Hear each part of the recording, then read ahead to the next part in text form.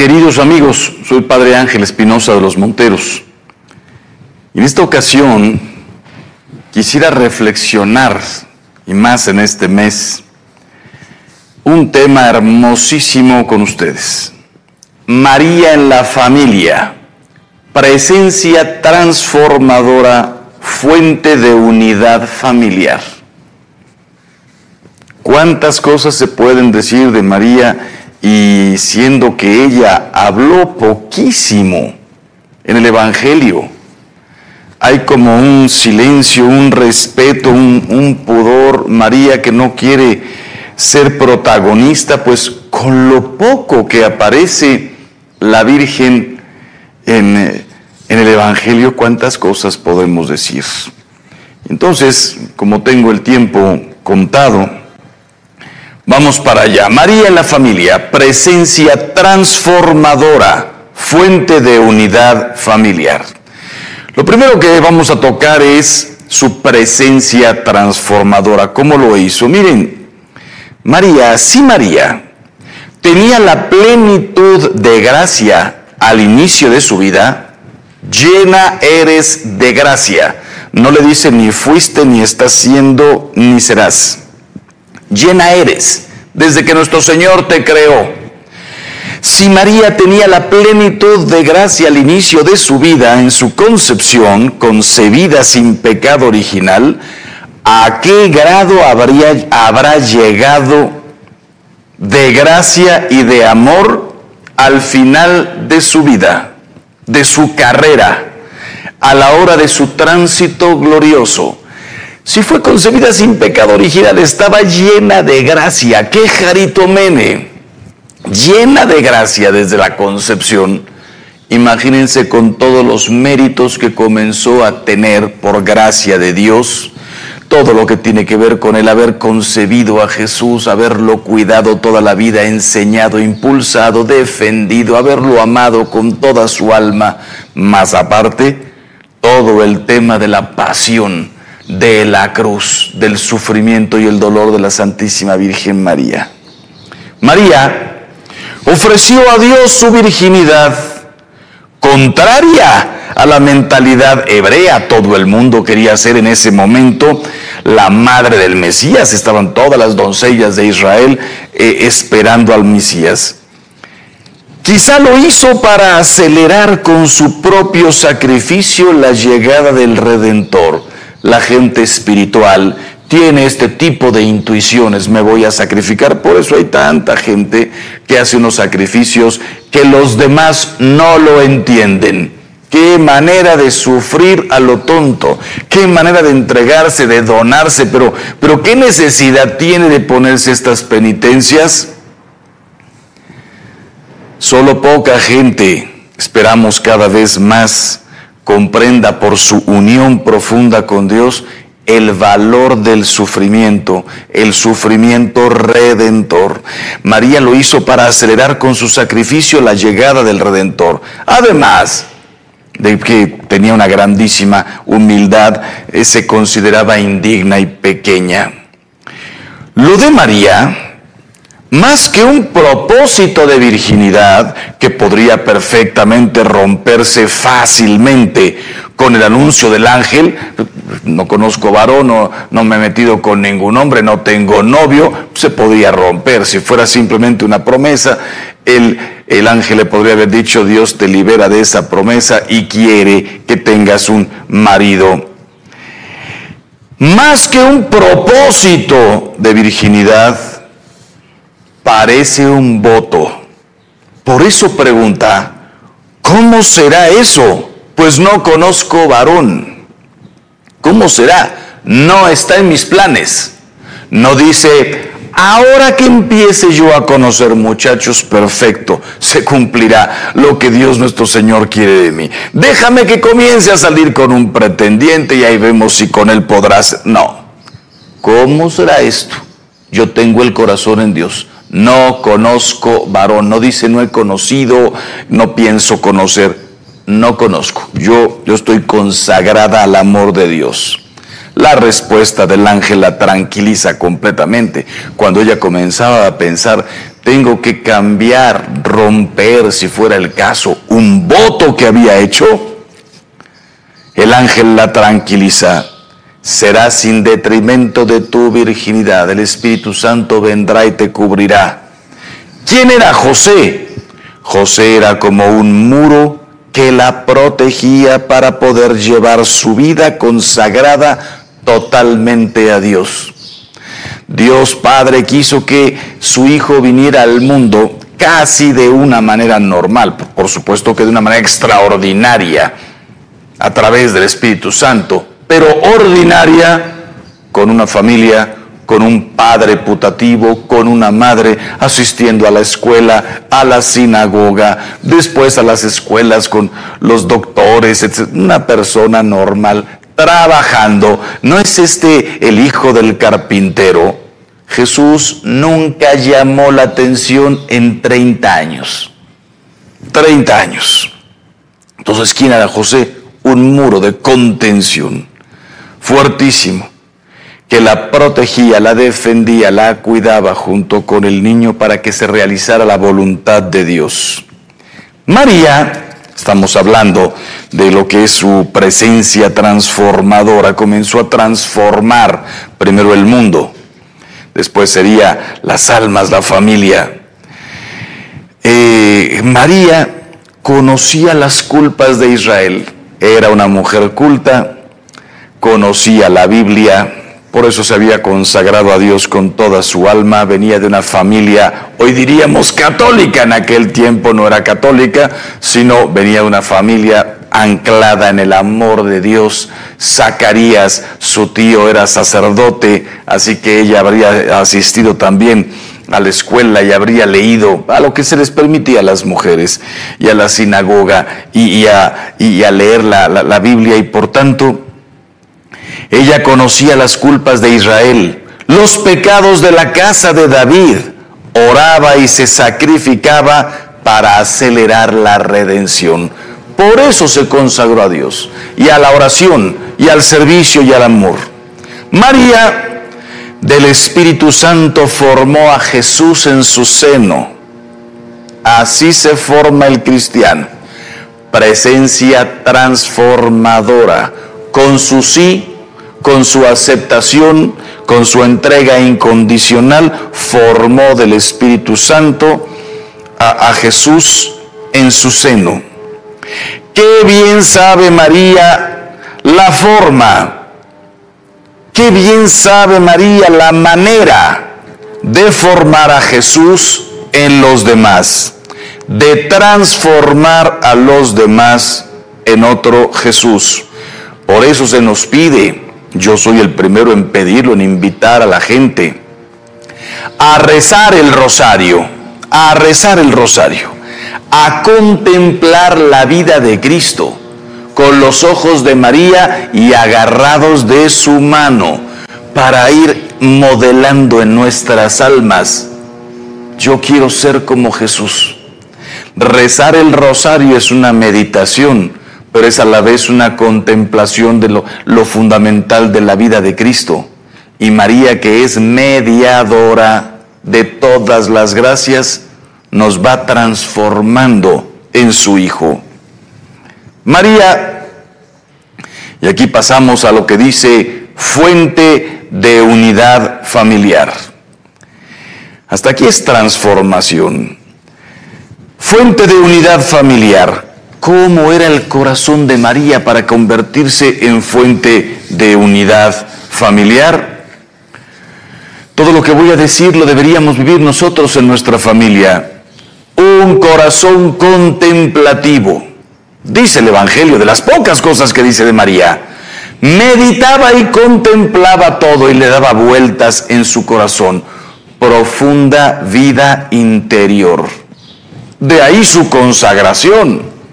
Y dice, ella conservaba todas estas cosas en su corazón. ¿De dónde salió la consagración de María? María no sabía que había sido concebida inmaculada, ni mucho menos. María se consideraba en su humildad una mujer como cualquiera. Incluso no sabemos qué habría en su corazón al pensar: ¿por qué perdí a mis padres siendo tan niña? algo habré hecho yo. No sabemos cómo era la humildad de María, que no aspiraba a nada más que amar a Dios con todo su corazón.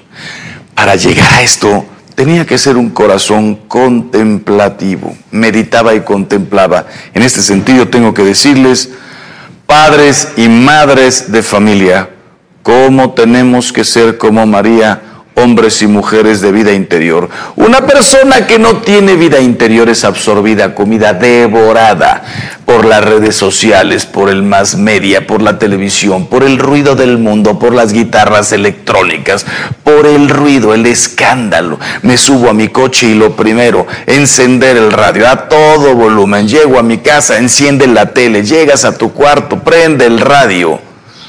Agarra el celular, mientras vas manejando, ve oyendo cosas. Y tu vida interior, de la vida interior de María salió ese amor inmenso a Dios Padre, que la llevó después a ser la madre de Jesús. Piensa que todos somos hijos de Dios. Tú eres la madre, el padre también de unos hijos de Dios. ¿Cuántos tienes? 1, 2, 3, 4, 10, hay familias todavía numerosas. ¿Te has puesto a pensar en la responsabilidad que tienes de ser un hombre, una mujer de vida interior? ¿Qué les vas a dar a tus hijos? De la abundancia del corazón, podríamos decir mejor, de la abundancia del alma, habla la boca y habla la vida. De la abundancia del corazón y del alma. Si hacemos de nuestra vida un ruido, no habrá fuente de unidad familiar porque no hay un corazón para eso. Un corazón contemplativo no solamente está en contacto con Dios, sino que sabe qué es lo mejor para la familia, los valores. Segundo, un corazón inmaculado, purísimo. Es verdad que ella nació sin pecado original, pero cuando entró al mundo, vio todas las tendencias, el río del mundo que nos lleva por donde le da la gana a quien se deja. Algunos caminan por la orilla, otros se van medio ahogando y ahí se lo llevó el río. El río de las pasiones, el río de las imágenes, el río de la maldad. En tiempos de Cristo había gente mala, había gente vengativa, había ladrones, había mujeres de la calle. Se encontraron con Jesús en alguna ocasión. No solamente de la calle, mujeres y hombres, por llamarlos de alguna manera, distraídos.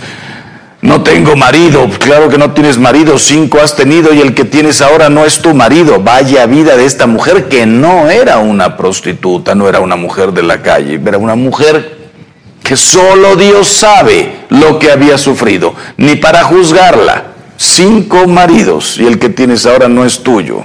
Pero está también la Magdalena y estaban también otras mujeres. Y María, de quien expulsó 7 demonios. María Santísima no sabía que era inmaculada. Ella estaba en el mundo. Se enteró cuando se encontró con el ángel. Pero cuando se encontró con el ángel ya llevaba 14 años, por decirlo así.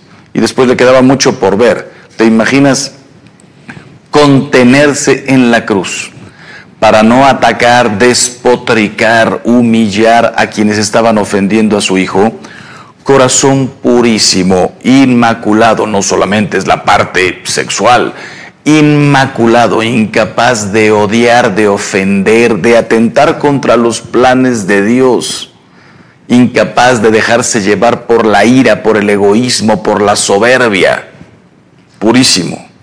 Si del corazón salen todos los pensamientos, actitudes, afectos, acciones de la vida interior que gobiernan la exterior, si toda su vida interna y externa fue sin tacha, su corazón era inmaculado. Inmaculado.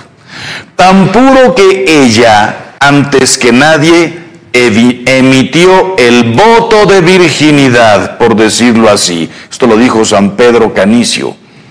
En su vida interior, en sus meditaciones, en su contemplación del Evangelio, contemplación de la Santísima Virgen, nuestro Señor seguramente algo le hizo intuir. María fue la primera en emitir un voto el voto de virginidad. Y por tanto, tercero, corazón virginal. Consagró cuerpo y mente. No conozco varón, estoy cerrada a eso.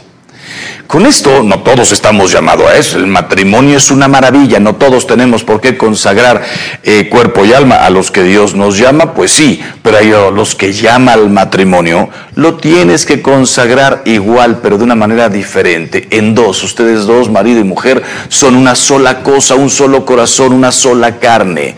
Cuando hacen las cosas con amor, por amor, abiertos a la vida, están completamente bendecidos por Dios. San Juan Pablo II beatificó, no estoy seguro si ya canonizó a algún matrimonio, porque la vida matrimonial es un camino bellísimo de santidad. María, con un corazón virginal, consagró cuerpo y mente. Nosotros tenemos que hacerlo, pero también a nuestra manera. Junto con mi marido, junto con mi mujer, nos consagramos a Dios. El mundo y sus tendencias y sus cosas y sus propuestas lo dejamos fuera. Nos consagramos también al amor de Dios entre los dos.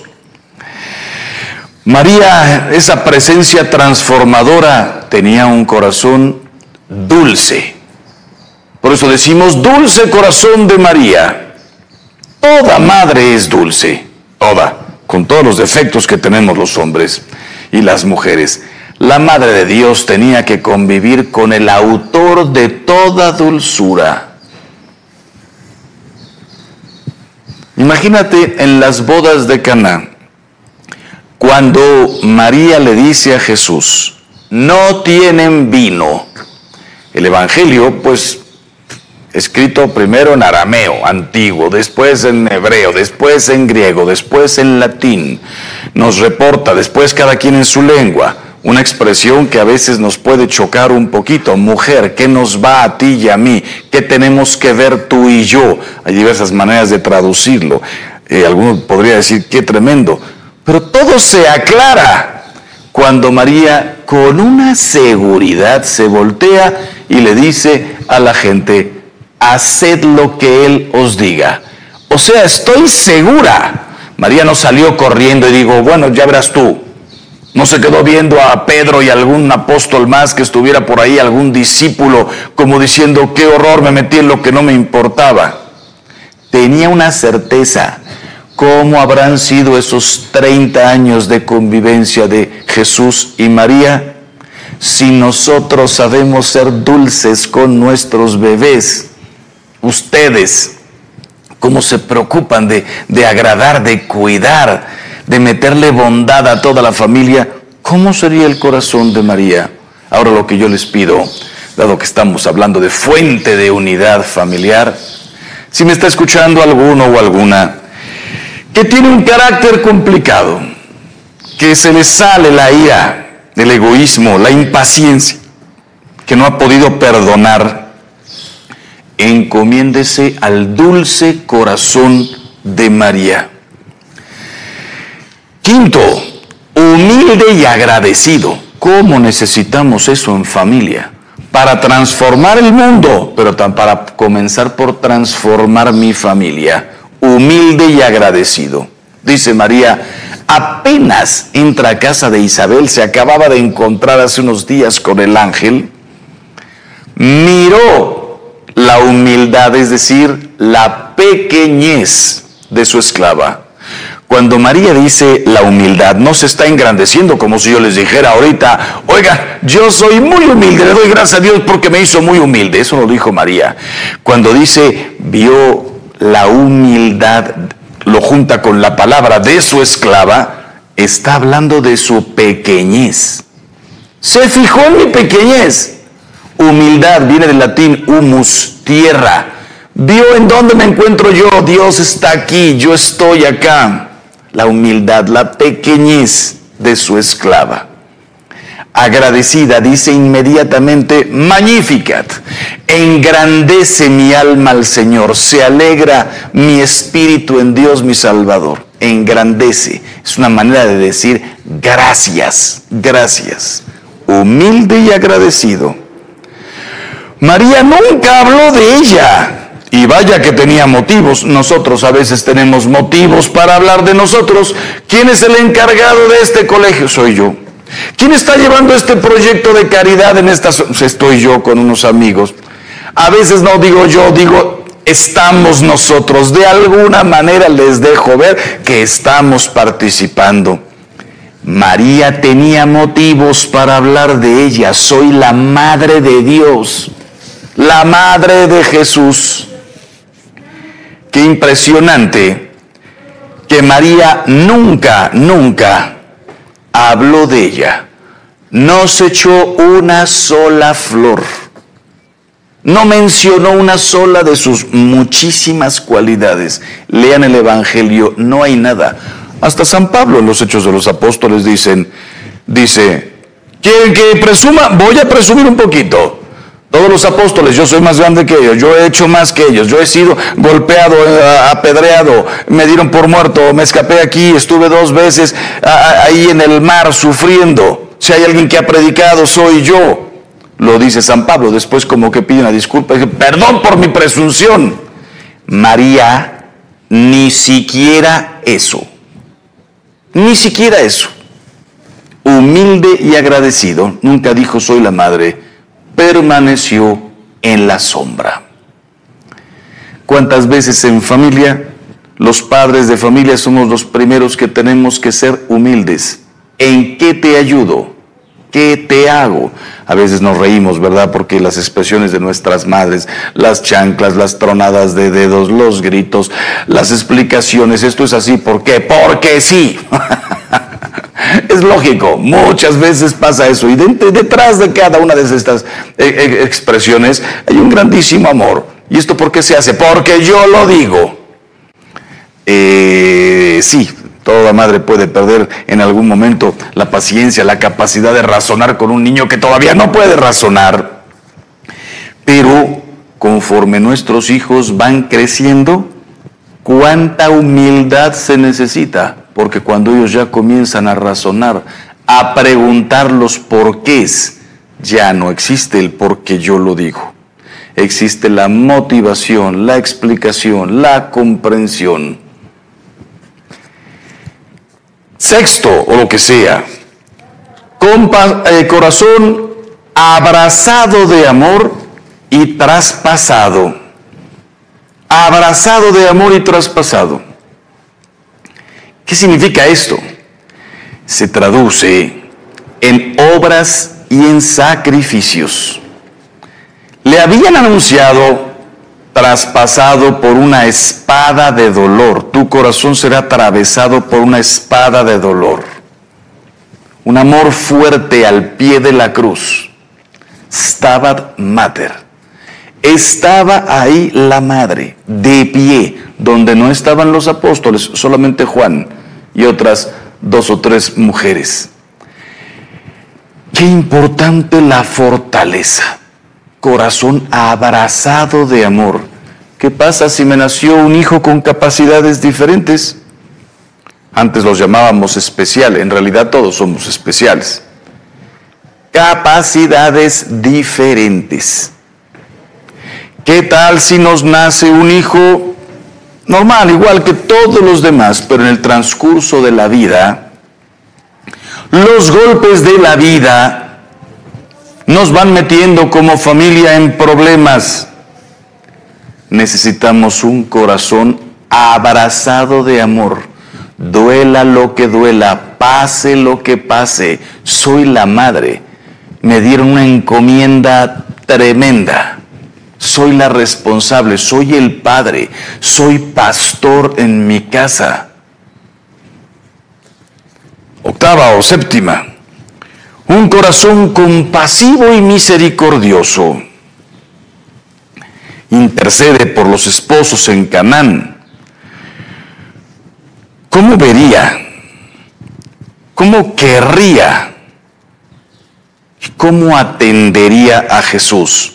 Si hizo lo que hizo por unos novios culpables de no haber calculado bien el vino, ¿cómo vería a Jesús? ¿Cómo lo querría y cómo lo atendería, sabiendo que tenía en sus manos al Hijo de Dios cuando era un bebé, después un niño, después adolescente? Después Jesús vio por su madre. Pero cuando faltó José, pero ¿cómo vería María por Jesús? Compasivo y misericordioso. La palabra misericordia, que la necesitamos todos en casa, fuente de unidad familiar. La palabra misericordia es la expresión de un amor que no busca la concupiscencia ni el propio interés. Un amor de benevolencia. Quiere y en eso descansa, en el hacer el bien. Quiero por querer, quiero por tu bien, quiero tu felicidad, quiero tu paz. Nada que tenga que ver, por decirlo así, conmigo.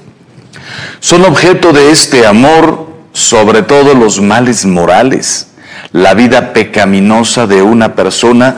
Por eso hemos llamado a María refugio de pecadores. ¿Cómo sería el corazón de María cuando fue el momento de Getsemaní, cuando empezaron a llegar a aparecer los apóstoles que habían huido, corrido? Bueno, Judas se había ahorcado, había traicionado, Pedro había negado. ¿Cómo vería María estas debilidades, estos problemas, estos miedos? ¿Cómo vería María, antes de acogerla en el grupo de los discípulos de Jesús, a hombres y mujeres pecadores? Porque a veces nosotros nos lamentamos de la pobreza. La pobreza no es el mal absoluto. Dice Jesús, pobres los tendréis siempre entre vosotros. Hay que ayudarlos, qué tragedia. Pero en sí, ser pobre no es un pecado, ni es el fin del mundo. Vivir en pecado mortal, ese sí es un problema. ¿Cómo vería María a los pecadores, a los que estaban apartados de su Hijo, a los que estaban apartados del Padre, los que rechazaban el Espíritu, los que no comprendían que estábamos creados, que fuimos creados para la eternidad y estaban viviendo para el mundo y sus propuestas? Madre dolorosa. Imagínate cuando, corazón adolorido, cuando perdió a Jesús, dice Jesús, Hijo, ¿por qué nos has hecho esto?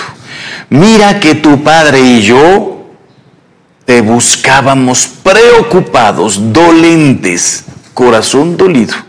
No nos podemos imaginar lo que sufrió María esos 3 días, cuando Jesús tenía 12 años. Solamente de pensar lo que le podría haber pasado al Hijo de Dios, y ella y José eran los responsables. Se iba cumpliendo la extraña profecía de Simeón.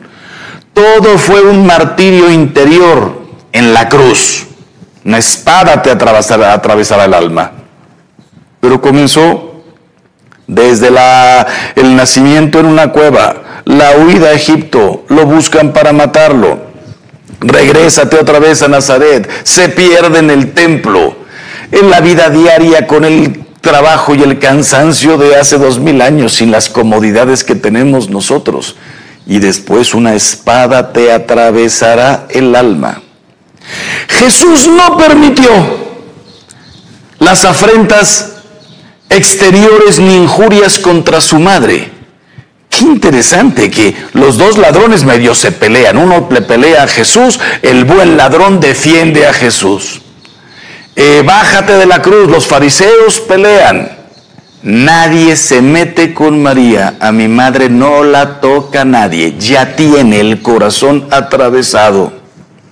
Jesús no permitió que nadie se metiera con su madre. Fruto del martirio, fue la primera en completar lo que falta la pasión en favor del cuerpo místico de Cristo, de lo que habla San Pablo en Colosenses 1:24. María completó, y todos nosotros tenemos que completar. La redención sigue abierta. María, la Madre Dolorosa, nos dice que en familia, si queremos vivir unidos, todos tenemos que sufrir un poquito y ofrecerlo todo. En la cruz es en donde se dieron la mano, un abrazo, la justicia y el amor de Dios. Su justicia exigente por nuestros pecados y su misericordia. Llamamos a María auxilio de los cristianos. Lo introdujo Pío V después de la victoria de Lepanto. Y después Pío VII en 1815 hizo la fiesta litúrgica al regresar del cautiverio de Napoleón. Quien hace famosa esta advocación auxilio de los cristianos es San Juan Bosco, auxiliadora, porque es la omnipotencia suplicante. Un hijo siempre oye a su madre, haced lo que él os diga. En ella se juntan el querer y el poder. Así como María fue auxilio de los cristianos, comencemos por la propia familia. Auxilio de mi marido, auxilio de mi mujer, auxilio de mis hijos, auxilio de mis padres. María es auxilio de todos nosotros, no solamente la guerra de Lepanto, el problema con Napoleón. El problema de las tentaciones, el problema del pecado, el problema del demonio del mundo y de la carne. Auxilio, verdadero auxilio de los cristianos. Yo no estuve en Lepanto, no estuve con el problema de Napoleón, y cuánto me he sentido auxiliado por mi madre. Nos dice la Santísima Virgen María en Guadalupe: ¿no estoy yo aquí que soy tu madre? ¿No estás por ventura bajo mi regazo? En este sentido, el rosario. Qué importante rezarlo. Encierra las mejores alabanzas bíblicas. Dios te salve, que significa Dios te saluda. María, llena de gracia, el Señor es contigo. No está, porque si está podría ahorita no estar. Es contigo. Todo el tiempo. No fue ni será, es contigo. María no entendía en ese momento todo, ahora nosotros lo sabemos. Inmaculada y con una misión, es contigo. Bendita tú eres entre todas las mujeres. El rosario encierra las mejores alabanzas bíblicas y nosotros podemos decirlas todos los días. Pero además es un compendio del Evangelio. Los 20 misterios. Esta frase la dijo Pío XII, pero en aquel tiempo decía los 15 misterios. Después vino San Juan Pablo II y nos hizo un regalo enorme. Los 5 misterios luminosos. ¿Por qué decimos un compendio? Muy sencillo. El que reza el rosario todos los días está repasando todos los días, o por lo menos todas las semanas, toda la vida de Cristo, lo más importante. Lo más importante. Misterios gozosos, luminosos, dolorosos y gloriosos. Decía San Juan Pablo, más bien Juan Pablo II, en un discurso que pronunció en la ONU, no soltaba de su mano el rosario. Era realmente un papa mariano. ¿Por qué? Porque tiene una impronta cristológica, el acontecimiento salvífico de Cristo. ¿Qué significa una impronta cristológica? Todo el rosario nos habla de Cristo. ¿Y de qué nos habla?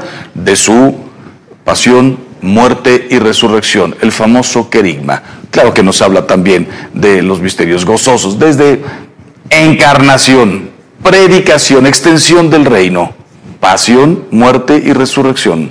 Pero además tiene una impronta trinitaria el rosario, porque decimos gloria al Padre, al Hijo y al Espíritu Santo. Además, en los misterios se encarnó por obra del Espíritu Santo. Está siempre presente la Trinidad.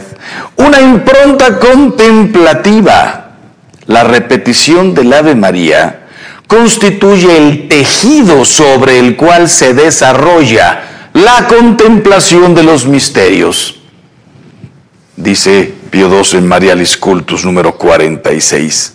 Se contempla, no se repiten Aves Marías.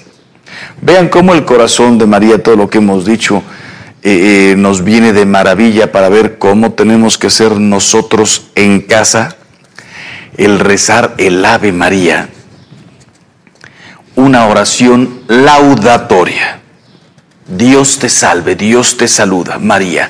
Bendita tú eres entre todas las mujeres. La alabanza de Isabel a María. Bendita eres, porque además bendita por haber creído. Todo lo que se te ha dicho se cumplirá. Pero no solamente es laudatoria, también es deprecatoria. Decimos 50 veces más las últimas 3, ruega por nosotros pecadores, ahora y en la hora de nuestra muerte. Estamos implorando su ayuda y además en el tema principal. No decimos, ruega por los que tenemos hambre, ruega por los que estamos desnudos, ruega por los que estamos en la cárcel, ruega por nosotros pecadores. Nada me puede separar de Dios más que el pecado. Mi principal oración deprecatoria, ruega por nosotros. Además, es una oración contemplativa, laudatoria, deprecatoria, contemplativa. 20 misterios por contemplar a través del corazón inmaculado de María. Pues bueno, tengo que ir poniendo la conclusión. Decía San Juan Pablo II, familia que reza unida. Y el tema de esta charla, María, fuente de unidad familiar. Familia que reza unida, permanece unida. Mira, a veces me buscan a mí mamás y papás con sus hijos ya de 16, de 17 años. Mis hijos ya no quieren ir a misa. No te voy a culpar, no sé en qué te equivocaste. Algunos hicieron todo bien, pero la libertad, el libre albedrío de los hombres, después cada quien hace lo que le da la gana. Pero algunos no, algunos sí se equivocaron. ¿Sabes por qué la iglesia te ofrece oración, evangelio, rosario, Eucaristía, desde luego todos los domingos, pero ¿y por qué no también entre semana? Participar en apostolados. No es lo mismo un niño que nace y desde que tiene 2 años todavía ni se da cuenta de su entorno y ya está en misiones, con su camisetita de familia misionera, de bebé misionero, juventud misionero. Todavía no despierta al mundo y ya está en misiones, ya está ayudando en un pueblo, ya está en un colegio, porque somos familia. Y claro, cuando tiene 6, 7 años, lo más normal, le parece, lo más normal en Semana Santa, estar en todos los oficios de la parroquia, o en las misiones, o en las obras de caridad, o en un movimiento X, visitando las 7 casas. Yo, Ángel Espinosa Los Monteros, así crecí. Para mí la Semana Santa era la visita de las 7 casas aquí en mi ciudad de Puebla, asistir a los oficios. Ya después venía la semana de Pascua y el mar, la montaña, lo que se podía. Pero desde muchísimo antes de tener uso de razón, o sea, yo crecí dentro de la iglesia. Qué difícil para quien ha descuidado todo esto, la oración en familia, la oración en la iglesia, la pertenencia a un movimiento, a una espiritualidad, a unas misiones. Qué difícil querer ponerlo a los 16, 17, 18 años. Familia que reza unida, permanece unida. Familia que reza los misterios de la infancia de Jesús, educa a sus hijos con solicitud y amor, pues Jesús es el modelo. Y cuando contemplamos los misterios de la pasión, qué fortaleza para vivir esta vida luchando. La vida es una lucha, no es un baile. El baile, la cena, será eterna, cuando Dios mismo se levantará a servirnos a nosotros y nos sentará a su mesa. Aquí una lucha, allá una boda, un baile, un banquete, un manjar. No sabemos exactamente qué va a ser, pero ni el ojo vio, ni el oído oyó, ni el corazón del hombre pudo comprender todo lo que Dios tiene preparado para los que lo aman. Ahora lo que nos pide es: contempla, medita, lucha, alégrate. María no perdió la fe en la infancia, cuando veía que su hijo no era extraordinario. Primero era un bebé, después un niño. un adolescente que no daba pistas de nada. Probablemente la primera fue a los 12 años, cuando se lo encuentra dando una cátedra a los doctores, todos asombrados, y le dice que no sabías que yo tenía que ocuparme de las cosas de mi padre. Probablemente ahí fue la primera vez que María dijo, mira, es verdad. Está comenzando, entre comillas, a despertar ya a su misión, a lo que vino. Probablemente de ahí siguió, dice el Evangelio, bajó y le seguía sometido en todo, pero ya con otra visión. Sí, en la carpintería, pero ¿cómo serían ya sus conversaciones? No perdió la fe en la infancia, ni la fe y la esperanza en la cruz. Oye, qué hermoso. El premio de la fe es ver lo que se cree. Y vaya que María lo vio cuando Jesús resucitó. El premio de la esperanza es poseer lo que se desea. El premio del amor, gozar con el objeto amado. Resurrección y asunción son el premio de la fe, de la esperanza y de la caridad de María. Todo esto lo tienes que enseñar en tu familia. Tenemos que ser niños y adolescentes de fe y jóvenes de fe, de esperanza y de amor. ¡Qué belleza! Resurrección y para María, asunción. Todos vamos a resucitar, pero no todos vamos a ser asuntos al cielo. Resurrección y María, asunción, son el premio de lo que creyó, de lo que esperó y de lo que amó. Decimos también de María, trono de sabiduría. María sabe la esencia de la vida. Probablemente, o más bien seguramente, no tenía idea de geografía que conocían del mundo, de historia, conocían la del pueblo de Israel. No sabía, y de Egipto alguna cosilla, no sabía todavía todo lo que estaba pasando en Roma, en Grecia, no sabía nada.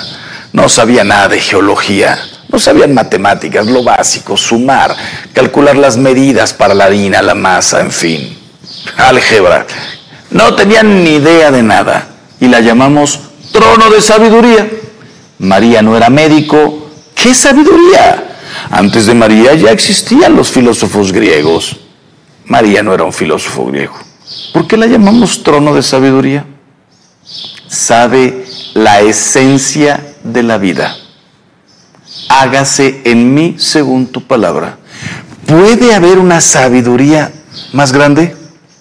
Queridos padres de familia, sus hijos, ya en estas generaciones, desde los 2 años comienzan a jugar con el teléfono y el iPad, a los 4 lo manejan, a los 7 son expertos, a los 12 ya te pueden pedir un boleto por internet y pagarlo si les das la tarjeta, a los 15 su vida será internet. ¡Qué sabiduría!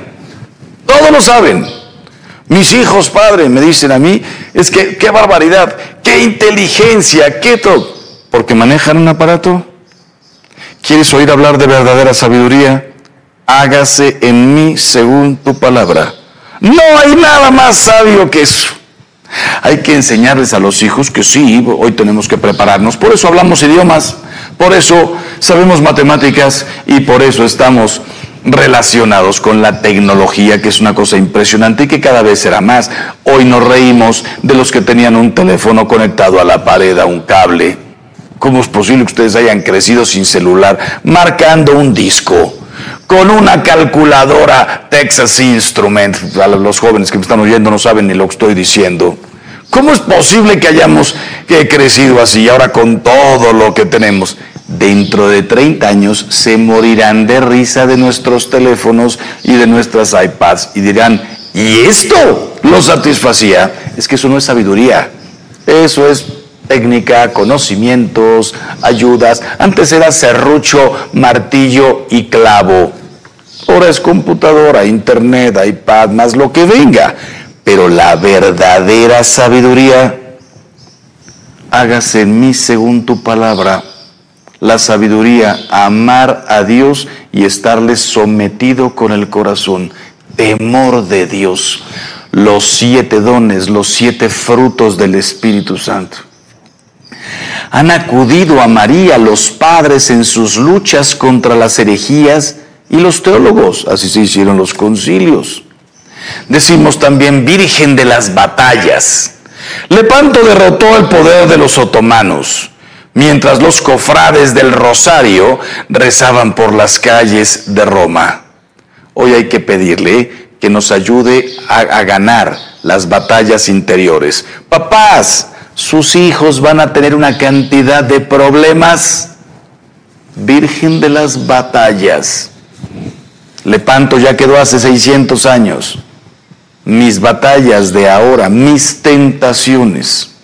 Rosa mística, porque la rosa es la reina de todas las flores. María tiene que estar en mi casa. A mí me encanta cuando me invitan a una comida.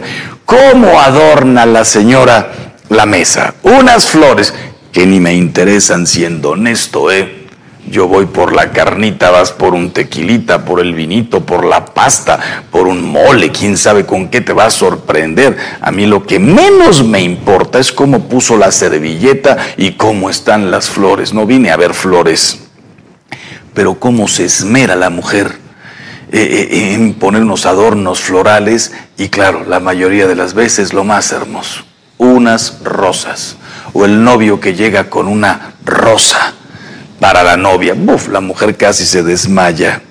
¿Por qué decimos de María rosa mística?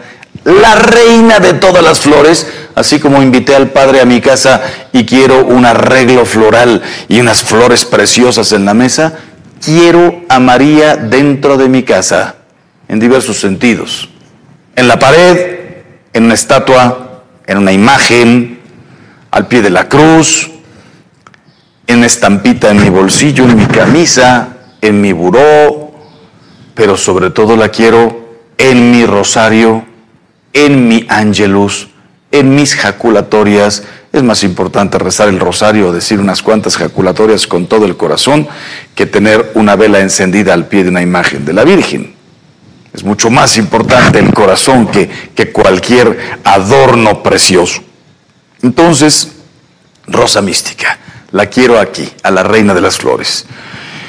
Penúltimo, reina del cielo y de la tierra y de todo el universo, coronada, porque Cristo es el rey del universo y ella es su madre. La quiero dentro de mi casa, dentro de mi casa. La quiero cerca, la quiero dentro de mi corazón. ¿Quieres hacer algo grande por tus hijos? Desde luego que vayan a misa, desde luego que estén cerca de Dios, desde luego que lean, ojalá diario, un minutito el Evangelio para llenarse de la auténtica sabiduría. Pero ¿quieres seguir haciendo cosas grandes? Así como tú eres su madre, eres su padre, dales una madre. Dales una madre. Que ellos mismos puedan escuchar la voz de María que les dice, ¿no estoy yo aquí que soy tu madre? Qué importante sentir su protección diaria. De María nunca se podrá hablar bastante, decían en latín, de María nunquam satis. Podríamos hablar horas y horas, pero creo que ya te dije lo fundamental en este tema.